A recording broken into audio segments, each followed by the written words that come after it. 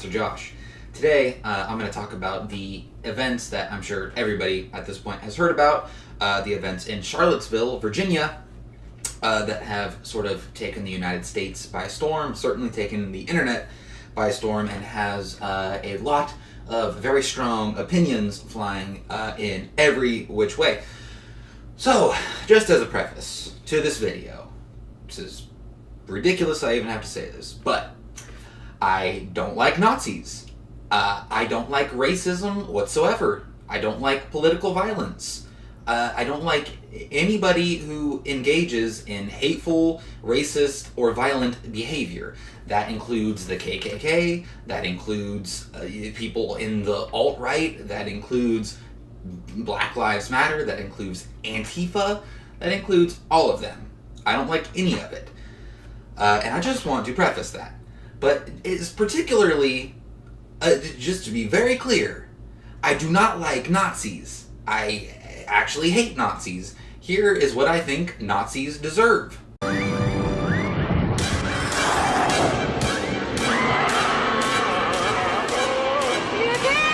look right! Keep your eyes shut!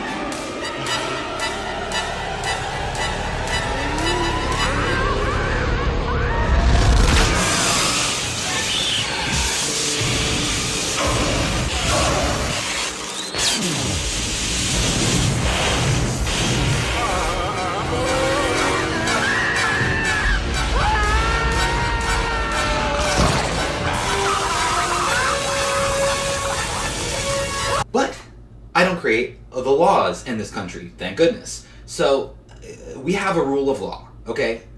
If you disagree with somebody, that doesn't give you the right to engage in violence against them.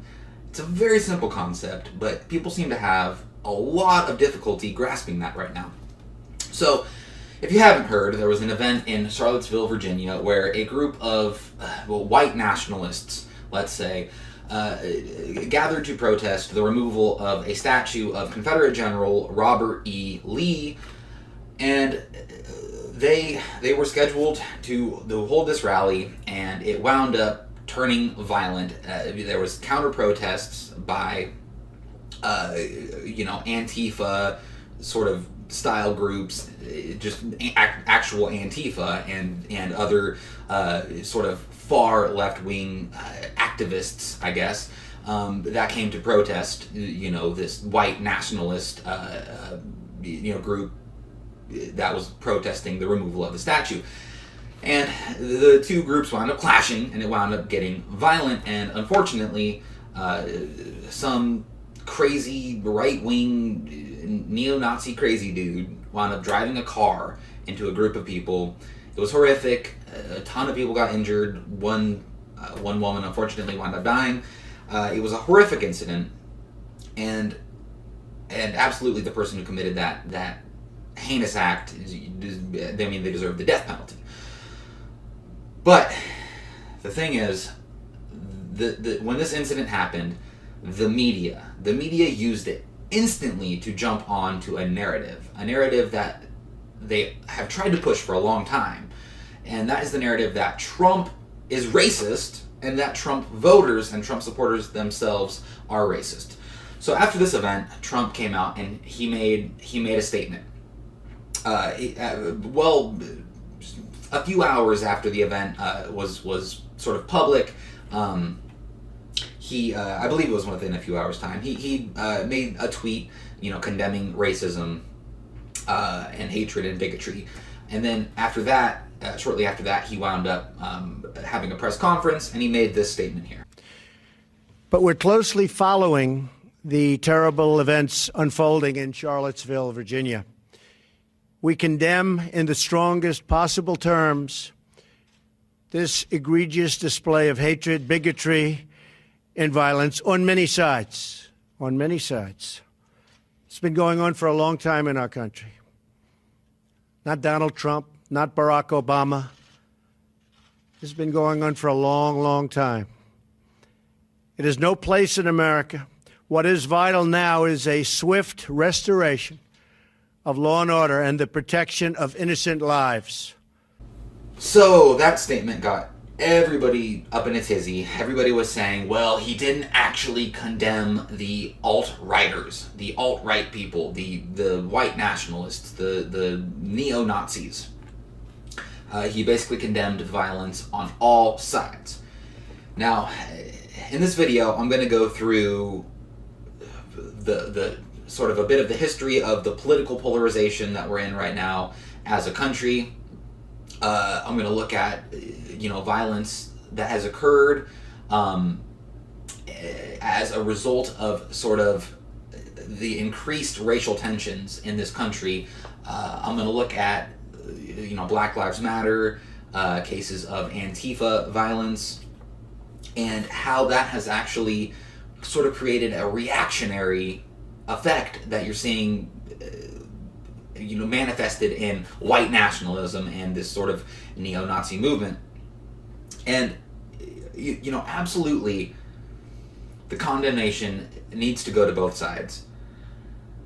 But I will say Trump probably should have condemned the alt-right more thoroughly. He should have condemned the white nationalist portion of this event in harsher terms. And the reason I say that is because the white nationalist movement has sort of in Trump's shadow, because he hasn't, don't get me wrong, he's condemned racism, he's condemned people like David Duke, but the sort of alt-right, which we'll get into a little bit more in detail here in a bit, the alt-right, which is sort of this fringe group, really, that consider themselves to be sort of the new political right, and as in conservative or Republican, and largely they have a presence online, and they like to tweet anti-Semitic things. They like to tweet the stupid little Pepe the Frog thing, and they're into all that kind of stuff,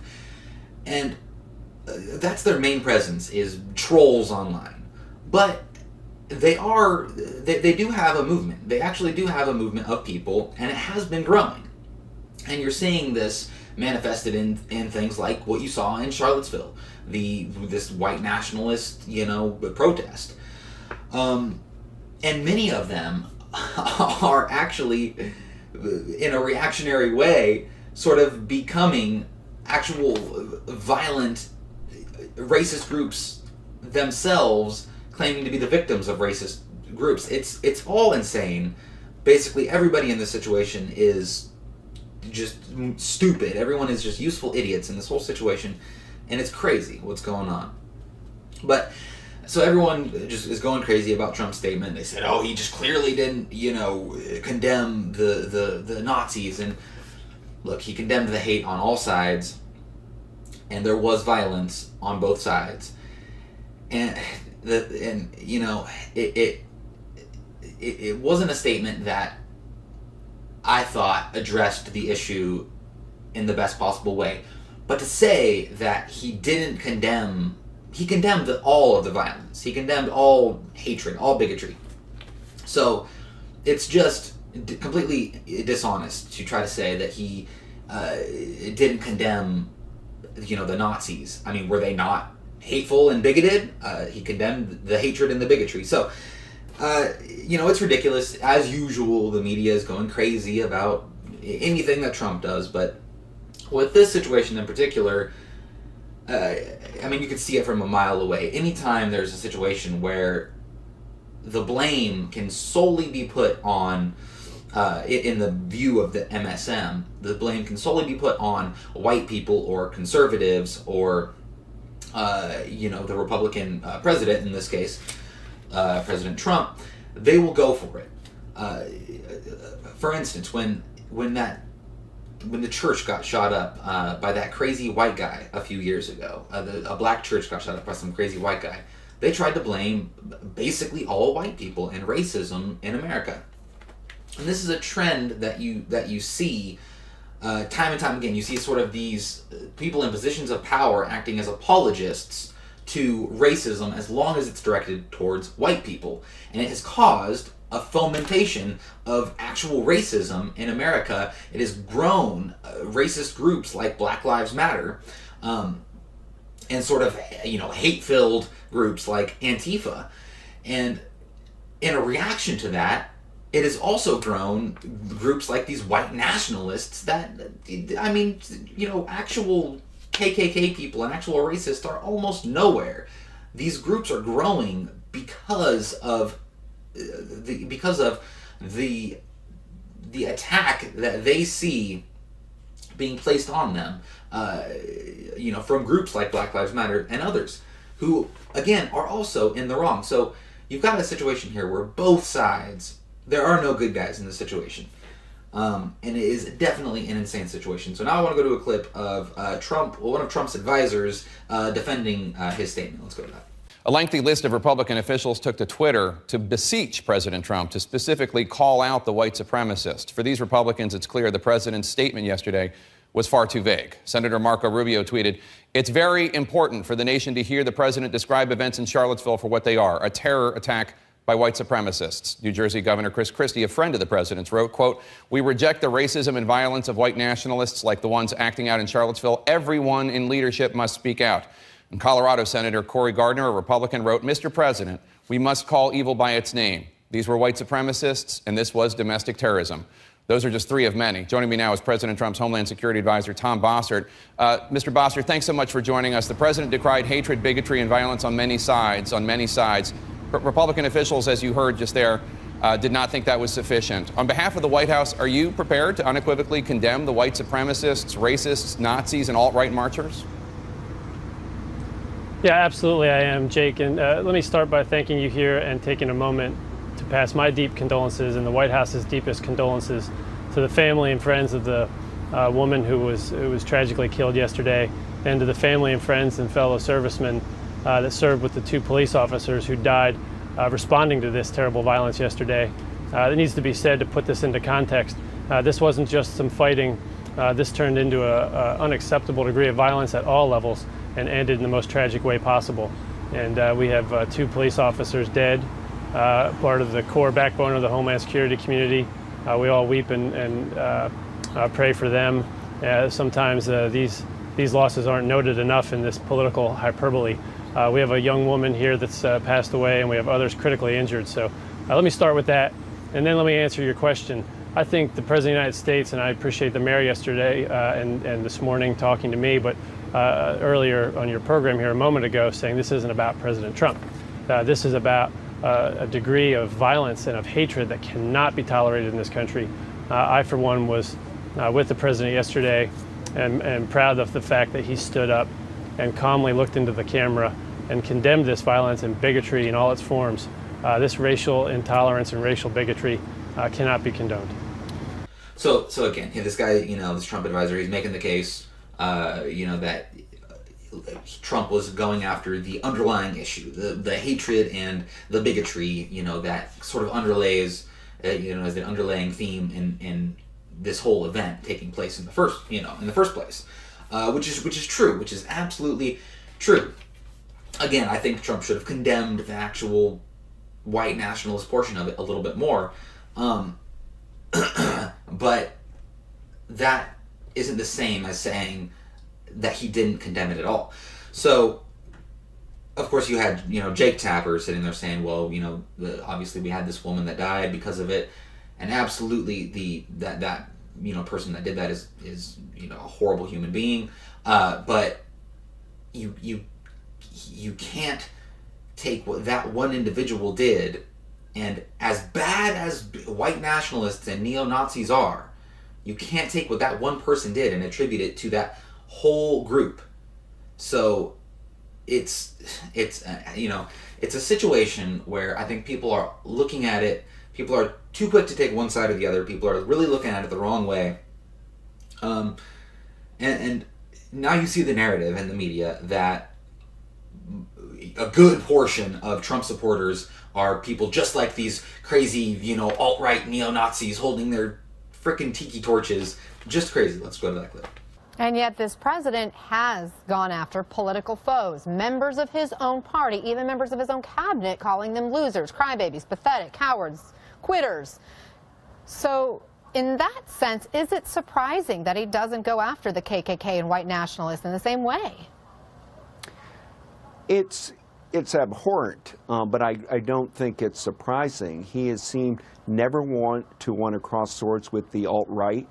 They promote this kind of hate speech, and he just feels that this is part of that.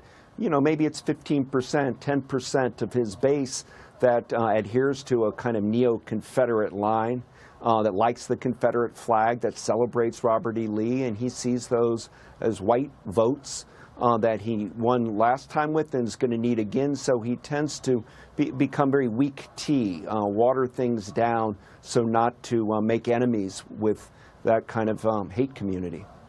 So, of course, you've got the media going absolutely insane, just completely pushing this narrative that Trump supporters themselves are, alt-right, racist, white nationalist neo-Nazis, and all this just complete garbage, complete nonsense.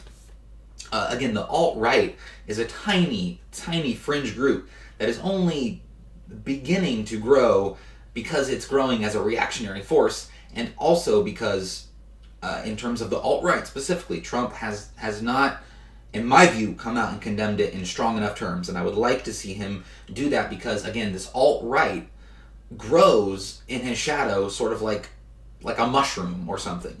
And it needs to just be stomped out because they are not conservatives. They do not speak for conservatives whatsoever. And they do not speak for Trump voters. They do not speak for a good portion of Trump voters. And, it's just absurd. It's an absurd notion to try to say that a large portion of Trump supporters, Trump voters, are white nationalists or neo-Nazis. It's just truly insulting. And what you won't see from the media whatsoever is this is going to be framed completely 100% as the white nationalists, the neo-Nazis, started it all. They did everything. It's all their fault. Every single bit of it. That's the only narrative that you're going to get from the mainstream media, but it's not the truth. So this is from the New York Times. McAuliffe, that would be Terry McAuliffe, the governor of Virginia, counters critics of police response to Charlottesville violence.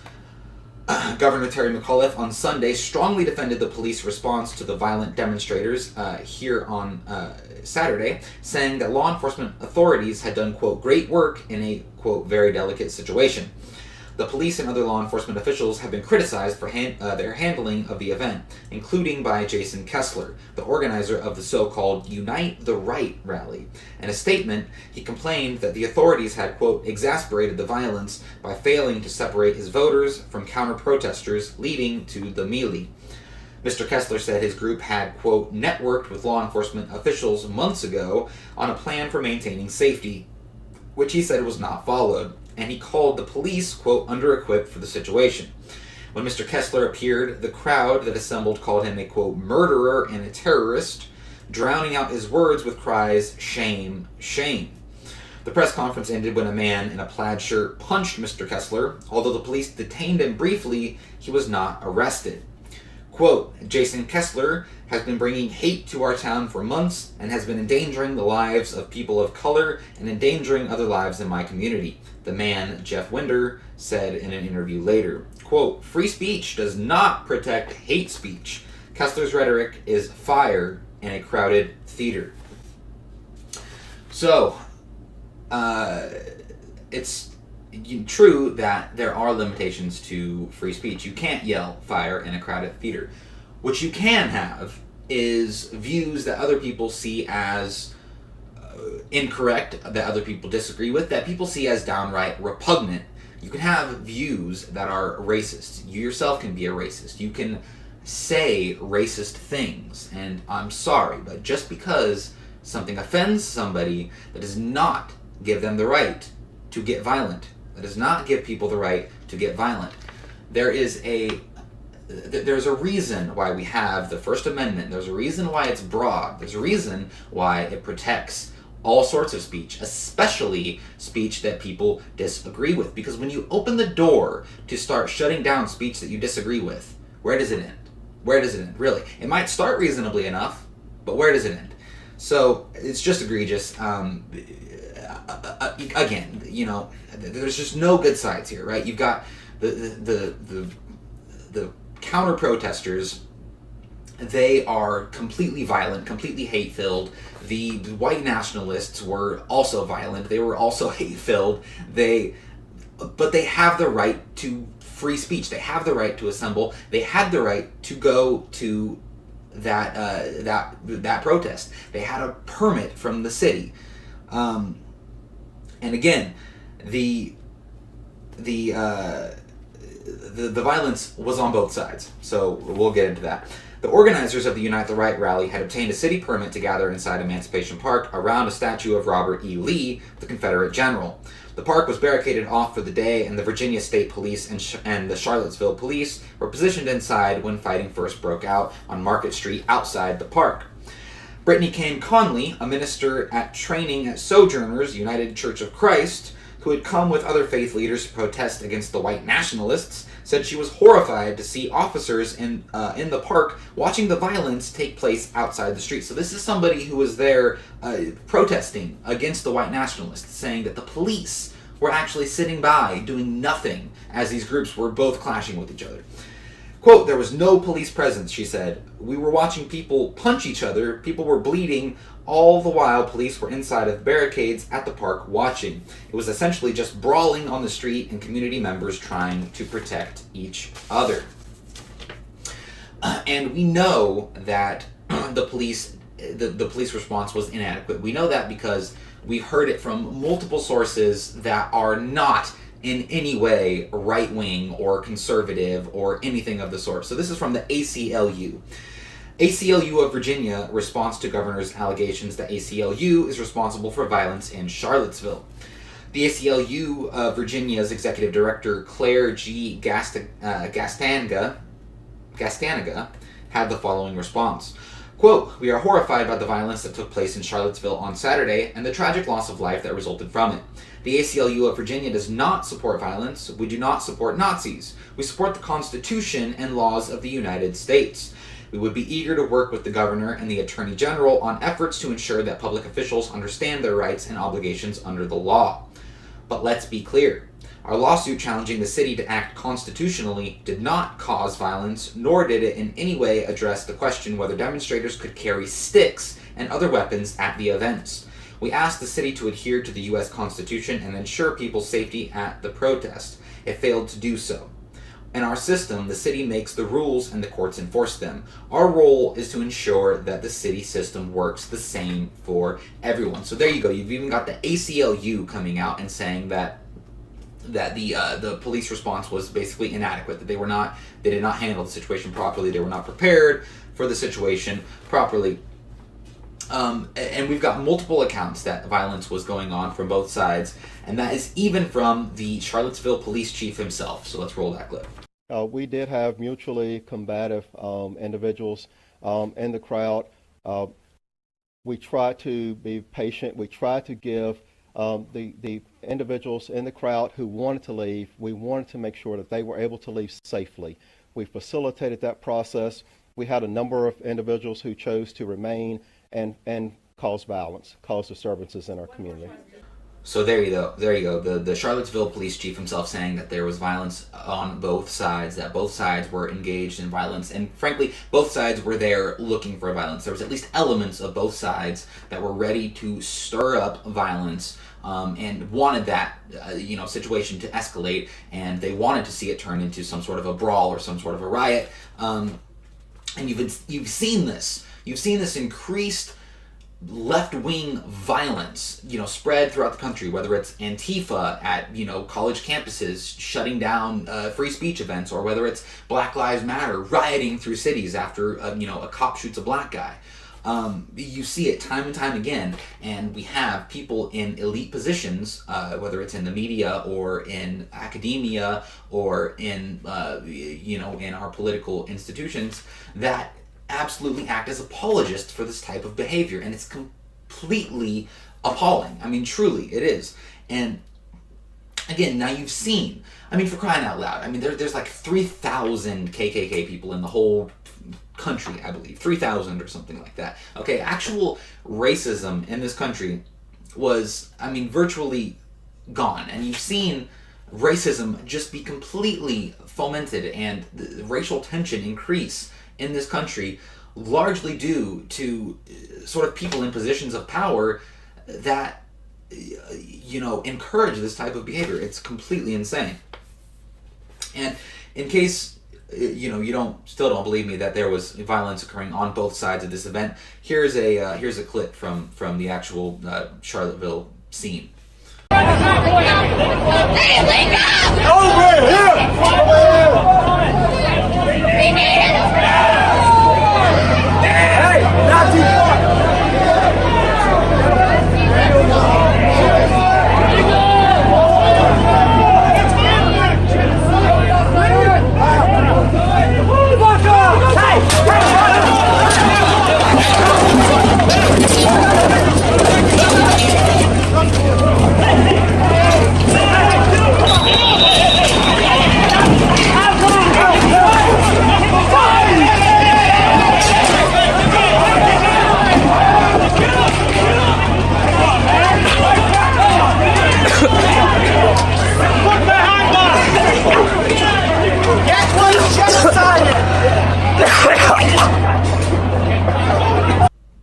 So there you go. I mean, just madness. I mean, that's something like out of a freaking movie or whatever. I mean, this is just crazy. You've got freaking basically, communists fighting Nazis. I mean, where have we seen this before? Just crazy. I mean, this is just absolute insanity going on in our country right now. This is just completely absurd. So, I mean, what you got here is you got a situation where both sides are in the wrong. Both sides were there to foment violence. The police, the Charlottesville police, did a completely inadequate job of handling the situation. There are some reports that they actually helped to foment the situation in some cases. So, you've got that possibility. But at the bare minimum, they had an inadequate effort of containing the situation and handling it properly, and it helped to definitely exasperate the violence. And we don't even know who actually started the fighting on either side. It could have been one side or it could have been the other. Quite frankly, it doesn't really matter all that much. Again, both sides were there, and there were elements of both sides that were looking for violence. And, quite frankly, both sides are just complete buffoons in many ways. So, you've got this case where this is just complete crazy town political polarization to the maximum, and you've got the media completely using this situation instead of trying to unite people. They're using this situation to try to divide people further by saying that Trump himself and Trump supporters are completely racist. It's completely absurd, and they really need to be called out on that narrative. Now, separately, the guy who crashed the car into the crowd of people and killed one person. There was also a police helicopter that crashed and killed 2 police officers, as they were, I believe, involved in that scene, in that situation in one way or another. I'm not sure the full details on that, but basically this guy who killed this woman, he was a white supremacist, and his ideology is absolutely horrible. No different than a radical jihadist, crashing into somebody because he has a sickening, disgusting ideology. But just because somebody does something horrible on behalf of, or maybe because they were motivated by a certain ideology, doesn't necessarily mean that you can blame that person. Now, in the case of somebody doing something for ISIS, you can, because ISIS calls for violence. ISIS calls for people to kill people. When you talk about Antifa organizes people to be violent. They encourage the violent behavior, the violent activity.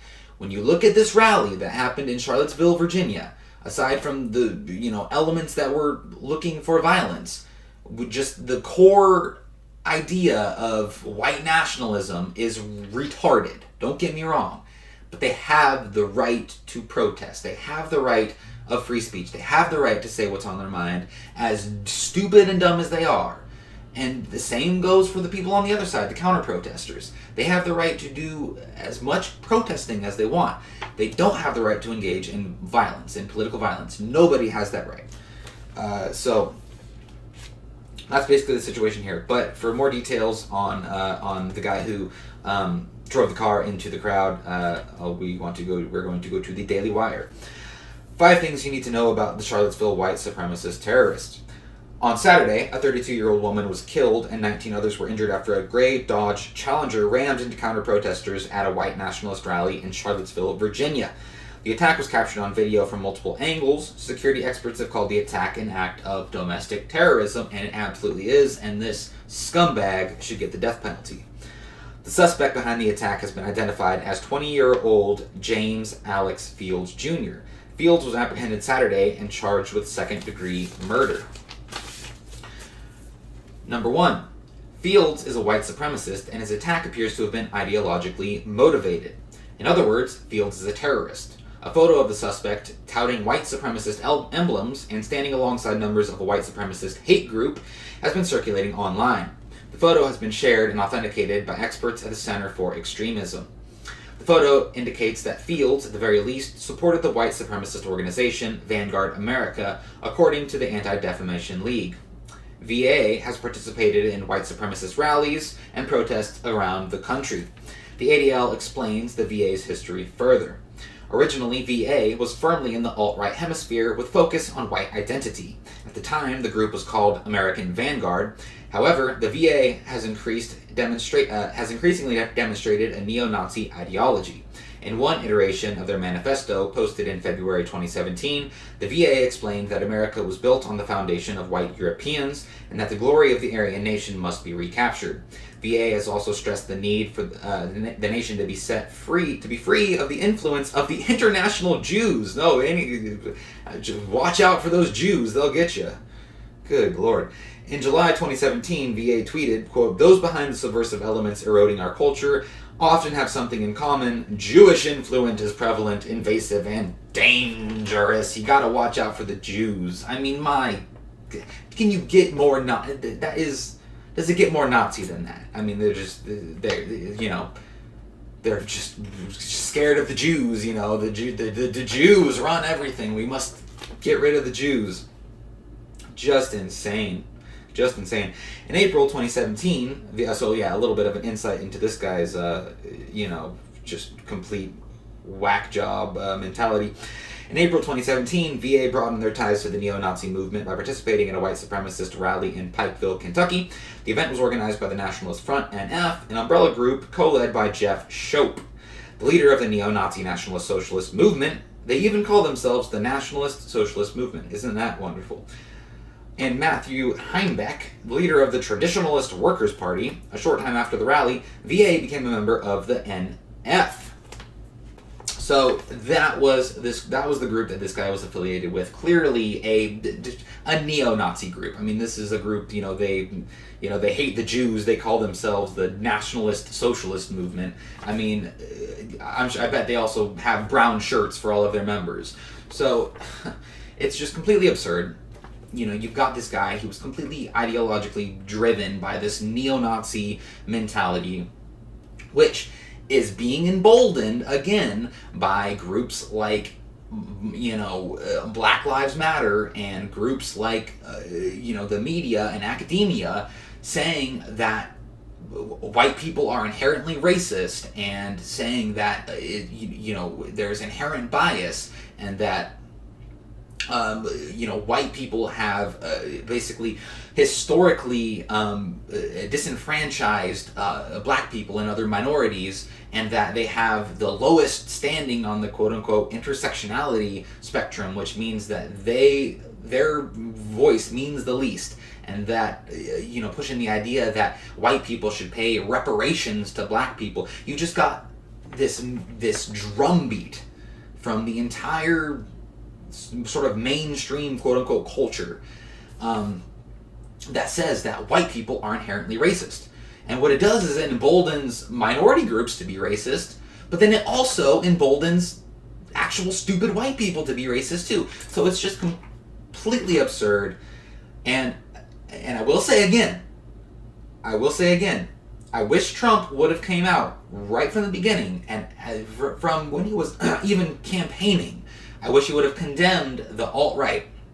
Now again, the alt-right is a minuscule fringe movement, had virtually nothing to do, basically nothing to do with the election of Donald Trump. Absolutely nothing. The idea that 10 to 15% of Trump supporters are alt-righters is just completely absurd. Now, there is sort of a blurring of the definitions of alt-right. No one can even tell you what the hell the alt-right actually is. So it's sort of trolls on the internet that like to post Pepe memes mixed in with sort of white nationalists and people who don't like, mainstream Republicans, but, don't quite understand the difference between maybe a conservative and an alt-right. So the lines have been sort of blurred, and that's where I wish Trump would come out and just smash the alt-right, just crush them, because, again, they've been able to grow in his shadow like mushrooms, and it is not good. Now, I will say that that is one thing that is allowing them to grow. That is one thing that is emboldening that particular section of racial polarization. Nothing compared to the mechanized sort of industrial push of sort of racial polarization that you see from the mainstream culture. So it's a situation that is gotten to this point, just over many years, and it is definitely getting to be a particularly bad situation. So Trump did come out. He did come out, and he further condemned.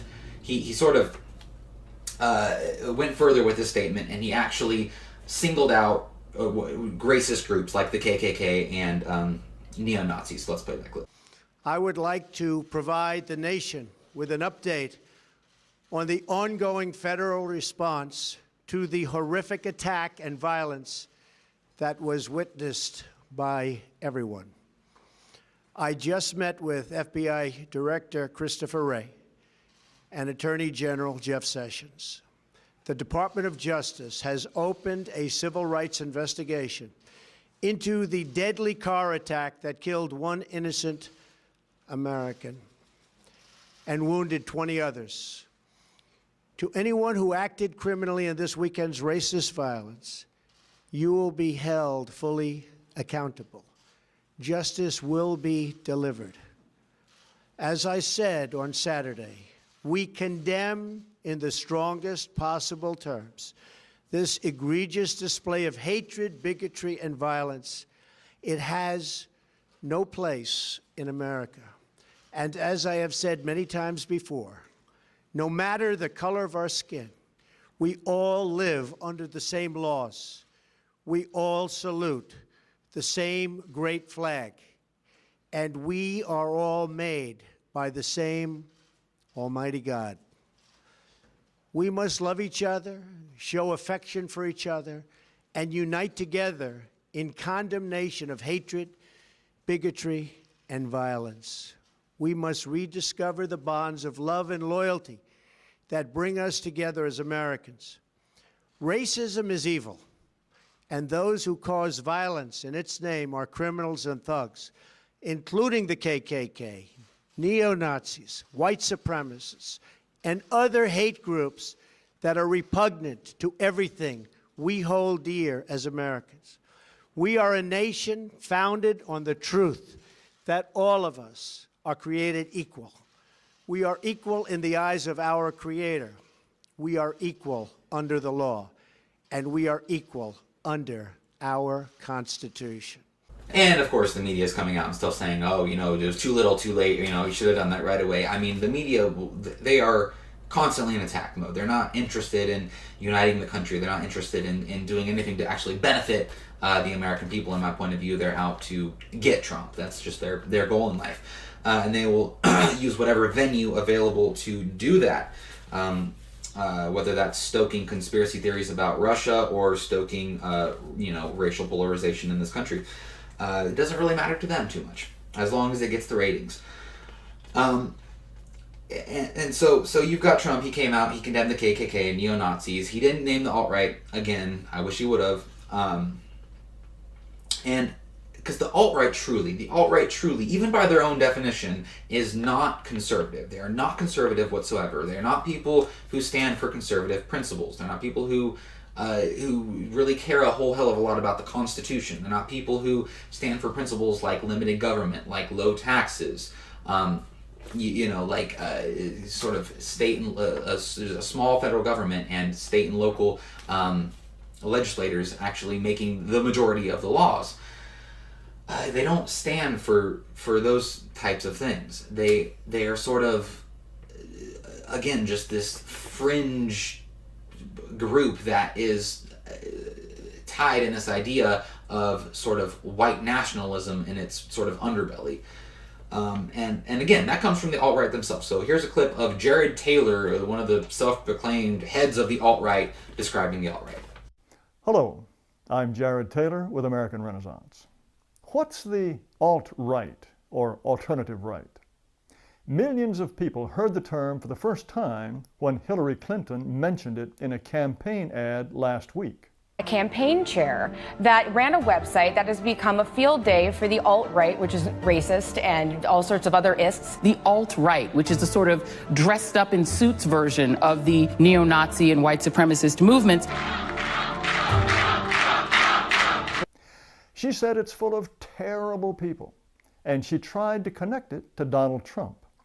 So the mainstream media are now full of stories explaining the alt-right. Even a Japanese newspaper interviewed me the other day about the alt-right. As a long-standing member of the alt-right, this is how I see it. We are a broad dissident movement that includes many different websites, organizations, and viewpoints. Some members hold distinctive positions on sex roles, trade and free markets, forms of government, and foreign policy.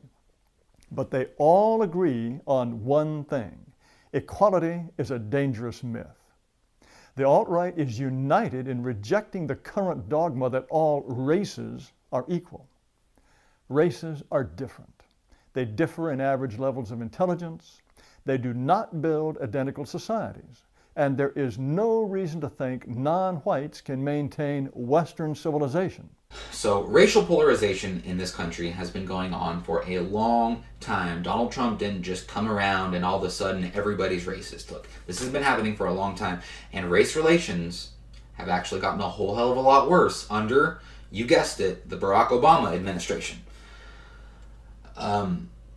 You've got a country, the United States is a country that is one of the most, probably the most inclusive country in the whole world. When you look at the rates of intermarriages that go on throughout the entire country, mixed marriages, I mean, it's not something that happens in a racist country. By the way, we elected a black president.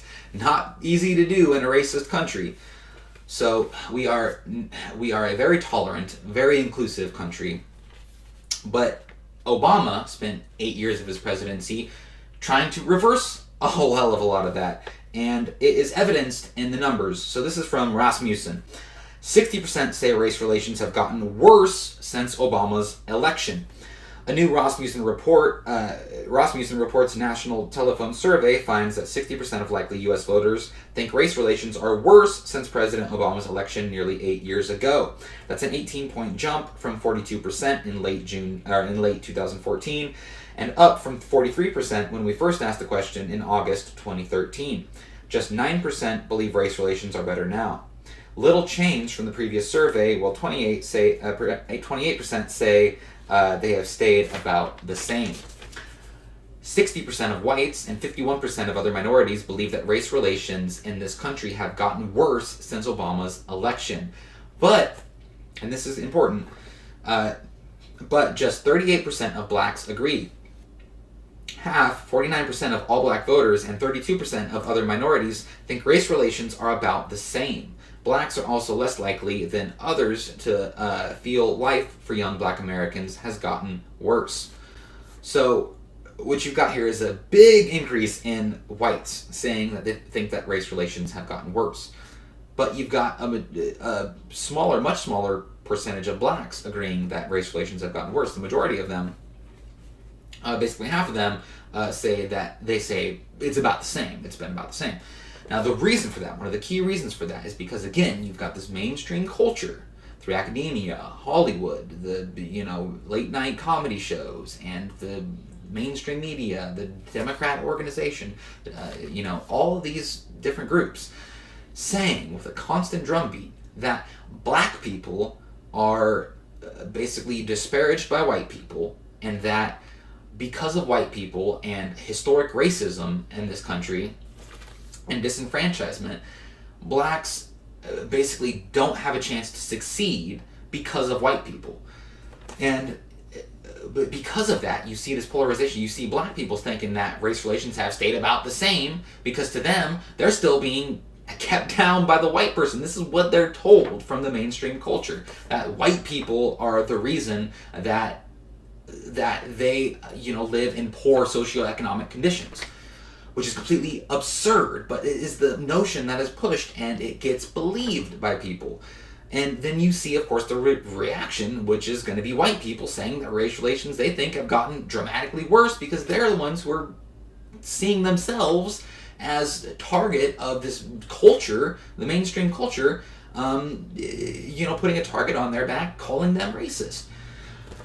So you got this whole just fomentation, and it has led our country to be at this highly polarized position. And then you've also got now Donald Trump, who is a uniquely polarizing figure,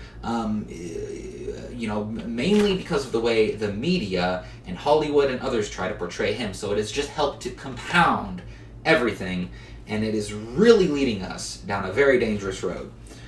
And the double standard of the media is just rich. It's rich. I mean, you've got this one incident, that happened, this one horrible incident that happened, and you've got, these racist group, battling a group of basically people that claim to be anti-fascists, acting like fascists, both just engaged in basically criminal thug-like behavior, and all you see the media talking about is how the evil racist white people are bad, and it's all their fault, when the media never, ever condemns Antifa when they cause, block, free speech events in Berkeley or other campuses across the United States, or Black Lives Matter when they cause massive riots and tear down their own cities. No, the media and others apologize for it every single time.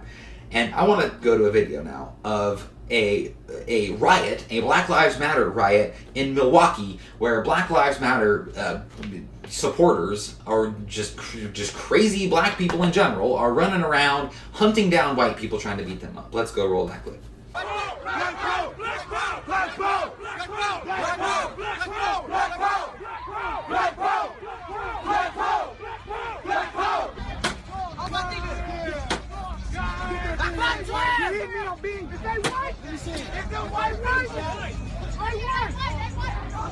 Get their ass! Come on, nigga! Burn that bitch up! Hey!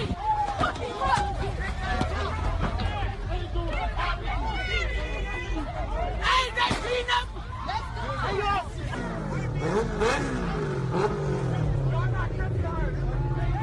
Hey, they beating up every white person!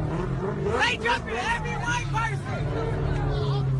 Man, that white person come down Sherman! He white! Beat his shit! Bitch! And that right there, that's the kind of stuff that the media completely ignores. You will never see the media condemn something like that. Never in a million years. And time and time again, where you've got these riots that, a black guy gets shot by a cop. Sometimes it's an event that was wrong, and it's tragic when these events happen. Statistically, they're very rare, but you see it get hyped by the media every single time, and it causes these types of situations. because it's blamed on, you know, police in general, it's blamed on white people in general, and you see these massive riots then happen because of it. And you've got even the mayors of cities literally standing back and saying, like the mayor of Baltimore saying that they were giving room for people who wish to destroy stuff. Let's play that clip. Well, we've had these types of conversations before, and I've made it very clear that I worked with the police and instructed them to do everything that they could to make sure that the protesters were able to exercise their right to free speech. It's a very delicate balancing act, because while we tried to make sure that they were protected from the cars and the other, you know, things that were going on, we also gave those who wished to destroy space to do that as well. And we worked very hard to keep that balance and to put ourselves in the best position to de-escalate, and that's what you saw. So there you go. I mean, you've literally got the mayor of Baltimore, after Black Lives Matter rioters just destroyed thousands and thousands of dollars, did thousands and thousands of dollars worth of property damage, just tore up the whole city.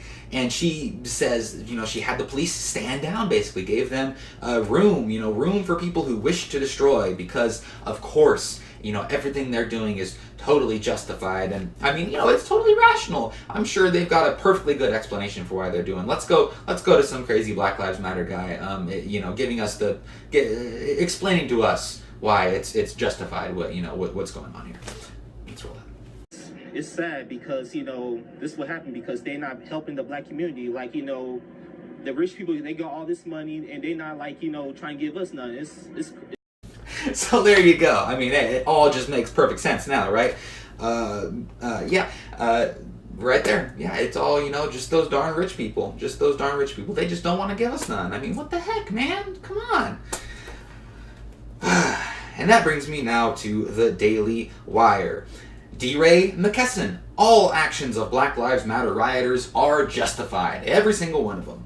All Black Lives Matter's most prominent leader, DeRay McKesson, told Uproxx that the violent actions of the movement's rioters are justified, since, quote, people take to the streets as a last resort. So, when I think about anything that happens when people are in the street, I always start by saying, quote, people should not have to have been there in the first place, stated McKesson. Specifically prefacing her question with the recent violent and racist rioting in Milwaukee, which she referred to euphemistically as recent Milwaukee unrest, Uproxx interviewer Kimberly Ritchie asked if McKesson was bothered by the term riot, and he was apparently partial to the term protest. Aw, isn't that sweet? Yes, protest. Loving, tolerant protesters. McKesson and other Black Lives Matter leaders were invited to the White House in July by President Obama after a racially motivated Black Lives Matter sympathizer murdered 5 Dallas police officers who were manning a Black Lives Matter protest. At the meeting, community organizer-in-chief Obama praised McKesson and other leaders for their outstanding work. So, yeah, there you go. You have Obama after, I'm sure you guys remember this crazy Black Lives Matter supporter in Texas, Dallas, Texas, killed 5 cops. A Black Lives Matter supporter killed 5 cops because of his, ideologically driven hatred fueled by Black Lives Matter. He went and killed 5 cops. And then Obama invites the leaders of Black Lives Matter to the White House and says they're doing outstanding work. Oh, good job. Do what must be done. I mean, pure evil. Totally vile. Totally vile. So you've got the Black Lives Matter groups that gets completely just pushed by the entire sort of mainstream culture, and it's, just completely acceptable, everything that they do. And then you've also got these groups that sort of block free speech and take to the streets and protest, either Trump or protest anybody that they see as a Nazi, because of course, Trump is a Nazi, and anybody who supports him is a Nazi, and, you know, it's okay to punch a Nazi, right? So we gotta fight against the evil Nazis. I mean, you've literally got these crazy Antifa people, you know, many of them are you know, controlled by other groups, but a lot of them are really just crazy, indoctrinated, hard left-wing leftists that really think they're fighting some sort of new, you know, they're in some sort of new civil rights, you know, activism or something. It is completely bizarre, and these people are mentally ill. It is just Trump derangement syndrome to the maximum. And you've got this big problem with groups like Antifa, the quote-unquote anti-fascist, which is just amazing because they engage in the most fascist-like behavior I've ever seen since brown shirts themselves, or, you know, the fascistas in Italy, the black shirts, just completely absurd. And you've got these people that will block entire events. Somebody like Ben Shapiro or you know, Milo Yiannopoulos or somebody like that, they'll claim that they're alt-right or neo-Nazi, which is completely absurd, especially in Ben Shapiro's case. He's definitely not alt-right. And they will completely shut down free speech events because they disagree with people, and they will get violent in many cases. So I want to show you a clip of the famous Berkeley riots that took place in Berkeley, California. There were several of them, and this is just one installment. So let's play that clip. On the West Coast, I want to take you there where protesters supporting and opposing President Trump are clashing in Berkeley, California. This video was just moments ago, a fight breaking out among the crowd there, and it really escalated quickly. We watched this. We do know 4 people have been arrested and a couple of people have minor injuries, but we're working to get more information on exactly what is going down and what police are doing about it. Now, we have video, again, from moments ago that you are watching right now, fighting happening in the streets of Berkeley, California during protests among supporters of President Trump and those who are opponents. Police also tell us they've confiscated a number of items from the crowd, something they call contraband from demonstrators, like a knife, some wooden sticks. We are working to get more information on exactly what's happening. Last check, things seem to have calmed down just a little bit, but it doesn't take much for a scene like this to break out, as we've been watching these pictures for some time now.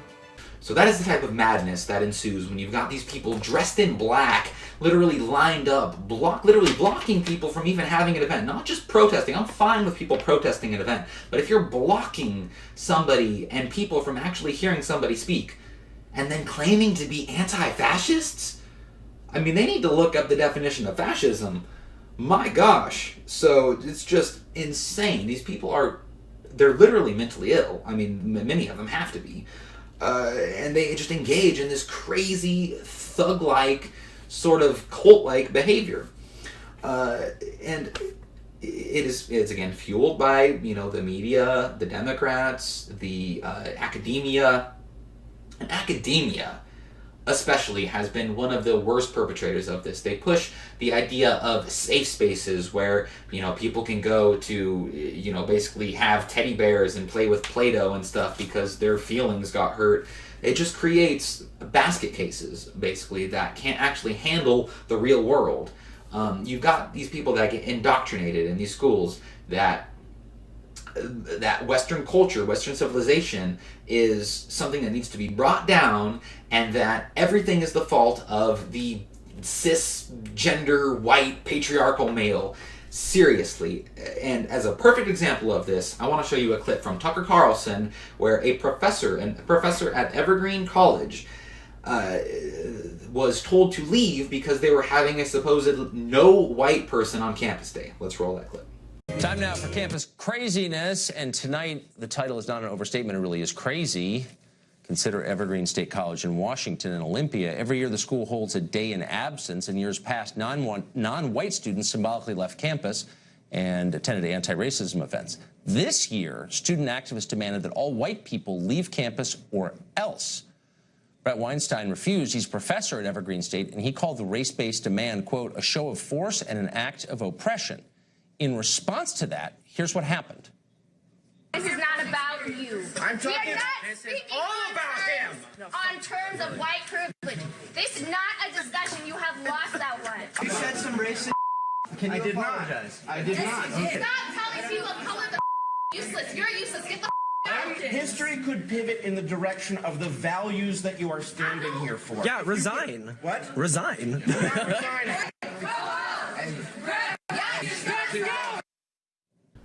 So this is the type of garbage that is going on in America, okay? I mean, Martin Luther King, for crying out loud, he said judge people by the content of their character, not the color of their skin. It is now flipped to the complete opposite. You've literally got some colleges that now get rid of, pictures or murals of Martin Luther King because he didn't explicitly say that, he supported the rights of transsexuals or some craziness.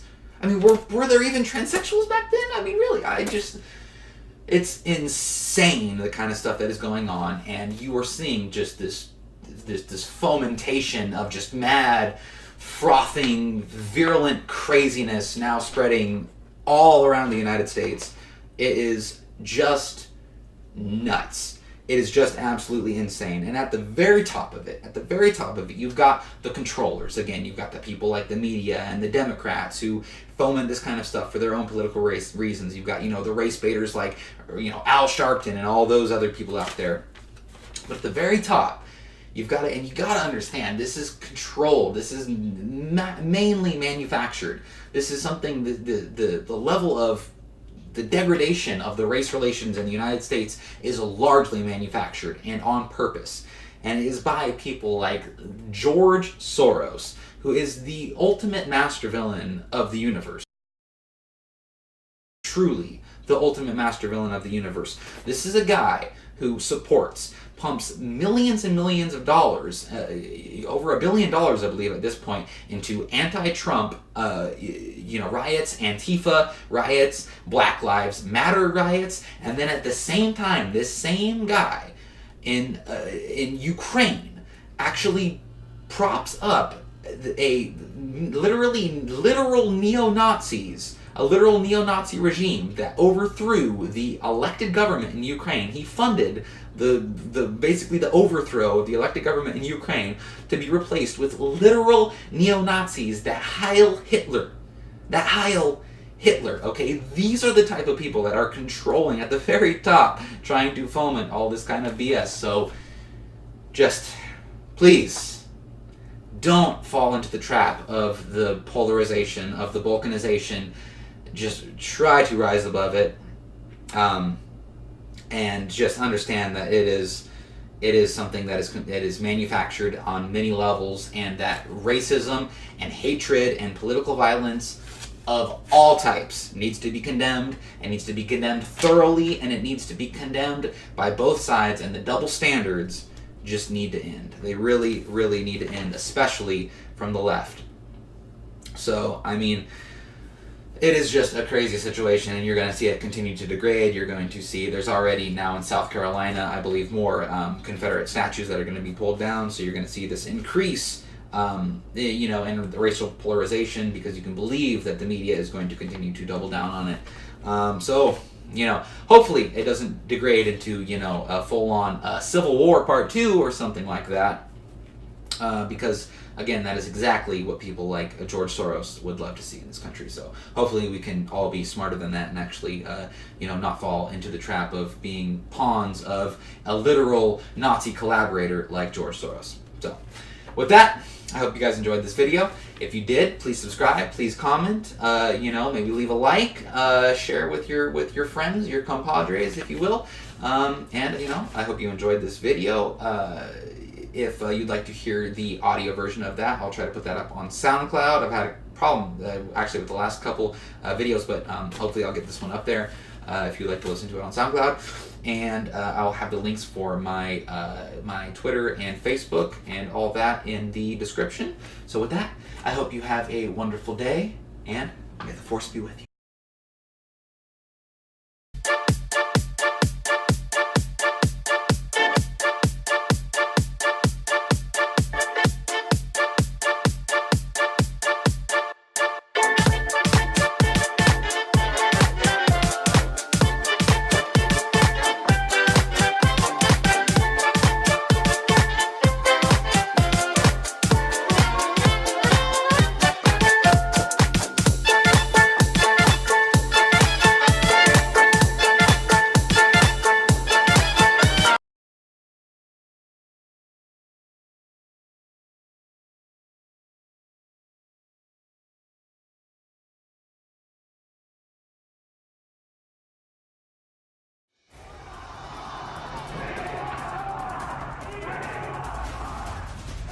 At Berkeley, there was a plot of land that had been taken by protesters. The university owned it. They were trying to turn it into a parking lot. The protesters claimed it as a park for the people. Reagan orders the California Highway Patrol and Berkeley police officers to the park. While the crowd continues to swell, Reagan's chief of staff sends reinforcements to the scene. He tells them to use whatever methods they choose against the protesters. Not long after, police start firing buckshot and tear gas. One student is killed, and an estimated 128 people are admitted to local hospitals. Reagan declares a state of emergency and sends in the National Guard. Those people told you for days in advance that if the university sought to go ahead with that construction, they were going to physically destroy the university. Now, why did you negotiate many times? Negotiate? What is to negotiate? What is? Well, the university is a public institution. That's it's right. An important institution but the university, for all of its own community and for the community of Berkeley that live around it. All of it began the first time some of you who know better and are old enough to know better let young people think that they had the right to choose the laws they would obey as long as they were doing it in the name of social protest. These were quite controversial. Good margin.